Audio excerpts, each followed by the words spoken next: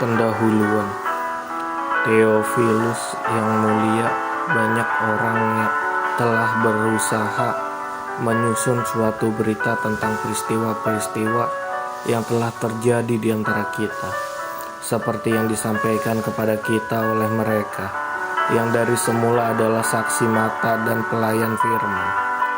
Karena itu, setelah aku menyelidiki segala peristiwa itu dengan seksama dari asal mulanya, aku mengambil keputusan untuk membukukannya dengan teratur bagimu, supaya engkau dapat mengetahui bahwa segala sesuatu yang diajarkan kepadamu sungguh benar. Pemberitahuan tentang kelahiran Yohanes Pembaptis.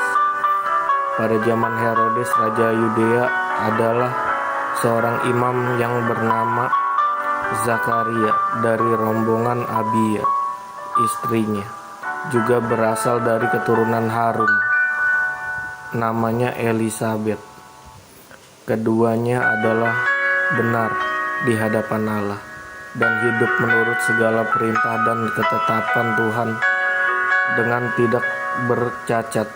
Tetapi mereka tidak mempunyai anak, sebab Elisabet mandul dan keduanya telah lanjut umurnya. Pada suatu kali waktu tiba giliran rombongannya, Zakaria melakukan tugas keimanan di hadapan Tuhan. Sebab ketika diundi sebagaimana lazimnya untuk menentukan imam yang bertugas, dialah yang ditunjuk untuk masuk ke dalam bait suci dan membakar ukapan di situ. Sementara itu seluruh umat berkumpul di luar dan sembahyang. Waktu itu adalah waktu pembakaran ukupan. Maka tampaklah kepada Zakaria seorang malaikat Tuhan berdiri di sebelah kanan mezbah pembakaran ukupan. Melihat hal itu, ia terkejut dan menjadi takut. Tetapi malaikat itu berkata kepadanya, "Jangan takut, hai Zakaria, sebab doamu telah dikabulkan dan Elisabet istrimu akan melahirkan seorang anak laki-laki bagimu, dan haruslah engkau namai dia Yohanes. Engkau akan bersuka cita dan bergembira, bahkan banyak orang akan bersuka cita atas kelahirannya itu, sebab ia akan besar di hadapan Tuhan, dan ia tidak akan minum anggur atau minum keras, dan ia akan penuh dengan Roh Kudus mulai dari rahim ibunya. Ia akan membuat banyak orang Israel berbalik kepada Tuhan Allah mereka, dan ia akan berjalan mendahului Tuhan dalam roh dan kuasa Elia untuk membuat hati bapa-bapa berbalik kepada anak-anaknya, dan hati orang-orang durhaka kepada pikiran orang-orang benar, dan dengan demikian menyiapkan bagi Tuhan suatu umat yang layak baginya." Lalu kata Zakaria kepada malaikat itu, "Bagaimanakah aku tahu bahwa hal ini akan terjadi? Sebab aku sudah tua dan istriku sudah lanjut umurnya." Jawab malaikat itu kepadanya, "Akulah Gabriel yang melayani Allah, dan aku telah diutus untuk berbicara dengan engkau dan untuk menyampaikan kabar baik ini kepadamu.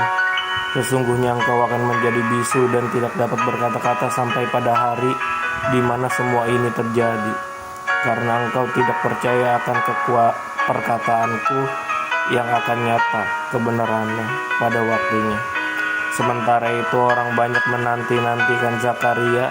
Mereka menjadi heran bahwa ia begitu lama berada dalam bait suci. Ketika ia keluar, ia tidak dapat berkata-kata kepada mereka, dan mengertilah mereka bahwa ia telah melihat suatu penglihatan di dalam bait suci. Lalu ia memberi isyarat kepada mereka, sebab ia tetap bisu. Ketika selesai jangka waktu tugas jabatannya, ia pulang ke rumah. Beberapa lama kemudian Elisabet istrinya mengandung, dan selama 5 bulan ia tidak menampakkan diri. Katanya, "Inilah suatu perbuatan Tuhan bagiku, dan sekarang ia berkenan menghapuskan aibku di depan orang." Pemberitahuan tentang kelahiran Yesus. Dalam bulan yang ke-6, Allah menyuruh malaikat Gabriel pergi ke sebuah kota di Galilea bernama Nazaret, kepada orang perawan yang bertunangan dengan seorang bernama Yusuf dari keluarga Daud. Nama perawan itu Maria. Ketika malaikat itu masuk ke rumah Maria, ia berkata, "Salam, hai engkau yang dikaruniai, Tuhan menyertai engkau." Maria terkejut mendengar perkataan itu, lalu bertanya di dalam hatinya, "Apakah arti salam itu?" Kata malaikat itu kepadanya, "Jangan takut hai Maria, sebab engkau beroleh kasih karunia di hadapan Allah. Sesungguhnya engkau akan mengandung dan akan melahirkan seorang anak laki-laki, dan hendaklah engkau menamai dia Yesus. Ia akan menjadi besar dan akan disebut Anak Allah yang Maha Tinggi, dan Tuhan Allah akan mengaruniakan kepadanya tahta Daud, bapa leluhurnya. Dan ia akan menjadi raja atas kaum keturunan Yakub sampai selama-lamanya, dan kerajaannya tidak akan berkesudahan." Kata Maria kepada malaikat itu, "Bagaimana hal itu mungkin terjadi, karena aku belum bersuami?" Jawab malaikat itu kepadanya, "Roh Kudus akan turun atasmu, dan kuasa Allah yang Maha Tinggi akan menaungi engkau. Sebab itu anak yang akan kulahirkan itu akan disebut kudus, Anak Allah. Dan sesungguhnya Elisabet, sanakmu itu, ia pun sedang mengandung seorang anak laki-laki pada hari tuanya, dan inilah bulan yang ke-6 bagi dia, yang disebut mandul itu, sebab bagi Allah tidak ada yang mustahil." Kata Maria, "Sesungguhnya aku ini adalah hamba Tuhan, jadilah padaku menurut perkataanmu itu." Lalu malaikat itu meninggalkan dia, Maria dan Elisabet. Beberapa waktu kemudian berangkatlah Maria dan langsung berjalan ke pegunungan menuju sebuah kota di Yudea. Di situ ia masuk ke rumah Zakaria dan memberi salam kepada Elisabet. Dan ketika Elisabet mendengar salam Maria, melonjaklah anak yang di dalam rahimnya, dan Elisabet pun penuh dengan Roh Kudus. Lalu berseru dengan suara nyaring, "Diberkatilah engkau di antara semua perempuan, dan diberkatilah buah rahimmu. Siapakah aku ini sampai ibu Tuhanku datang mengunjungi aku? Sebab sesungguhnya ketika salammu sampai kepada telingaku, anak yang di dalam rahimku melonjak kegirangan.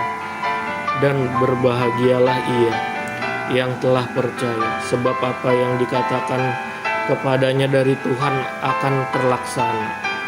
Nyanyian pujian Maria. Lalu kata Maria, "Jiwa memuliakan Tuhan, dan hatiku bergembira karena Allah, Juru Selamatku. Sebab ia telah memperhatikan kerendahan hambanya.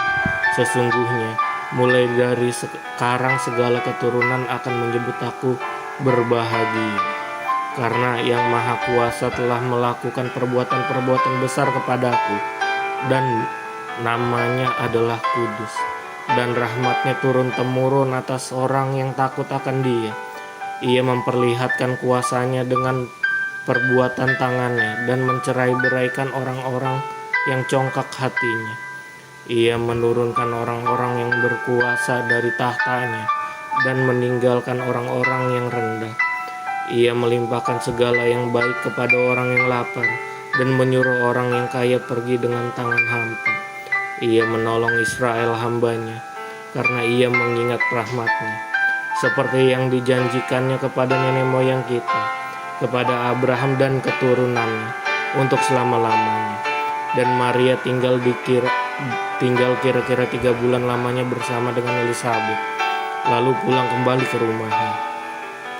Kelahiran Yohanes Pembaptis.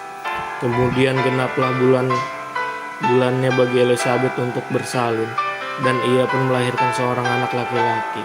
Ketika tetangga-tetangganya serta sanak saudaranya mendengar bahwa Tuhan telah menunjukkan rahmatnya yang begitu besar kepadanya, bersukacitalah mereka bersama-sama dengan dia. Maka datanglah mereka pada hari yang ke-8 untuk menyunatkan anak itu, dan mereka hendak menamai dia Zakaria menurut nama bapaknya. Tetapi ibunya berkata, "Jangan, ia harus dinamai Yohanes." Kata mereka kepadanya, "Tidak ada di antara sanak saudaramu yang bernama demikian."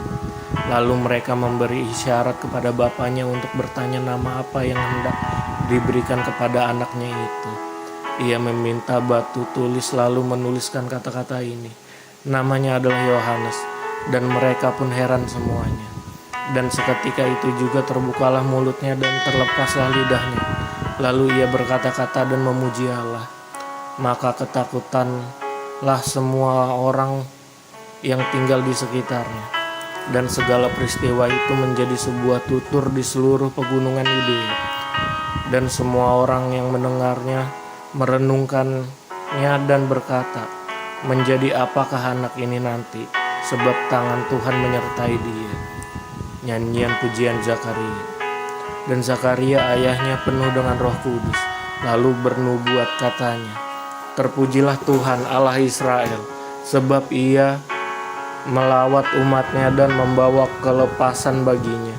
Ia menumbuhkan sebuah tanduk keselamatan bagi kita di dalam keturunan Daud, hambanya itu, seperti yang telah difirmankannya sejak purbakala oleh mulut nabi-nabinya yang kudus, untuk melepaskan kita dari musuh-musuh kita dan dari tangan semua orang yang membenci kita, untuk menunjukkan rahmatnya kepada nenek moyang kita dan mengingat akan perjanjiannya yang kudus, yaitu sumpah yang diucapkannya kepada Abraham bapa leluhur kita, bahwa ia mau ngaruniai kita supaya kita terlepas dari tangan musuh, dapat beribadah kepadanya tanpa takut dalam kekudusan dan kebenaran di hadapannya seumur hidup kita.